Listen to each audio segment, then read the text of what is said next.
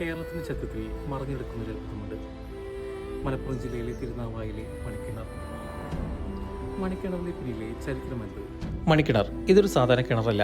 മാമാങ്ക കാലത്ത് രക്തരൂഷിതമായ ചരിത്രത്തിന് ഇന്നും സാക്ഷ്യം വഹിക്കുന്ന ഒരു സ്മാരകമാണ്. മാമാങ്ക കാലത്ത് തിരുനാവായ ഭരണം തിരിച്ചുപിടിക്കാനായി വള്ളുവനാട് രാജാക്കന്മാരുടെ ധീരരായ ചാവേർ പടയാളികൾ സാമൂതിരിക്കെതിരെ ജീവൻ പണയവെച്ച് പോരാടിയിരുന്നു. എന്നാൽ ഓരോ മാമാങ്കത്തിലും സാമൂതിരിയുടെ ഭടന്മാർ ഈ ചാവേർ പടയാളികളെ വെട്ടിവീഴ്ത്തി. ചില ചരിത്ര വിവരണങ്ങളും പരമ്പരാഗത വിശ്വാസങ്ങളും അനുസരിച്ച് യുദ്ധത്തിൽ കൊല്ലപ്പെട്ട ചാവേർ പടയാളികളുടെ മൃതദേഹങ്ങൾ ആനകളെ ഉപയോഗിച്ച് ചവിട്ടി താഴ്ത്തി എന്നാണ് ചരിത്രം.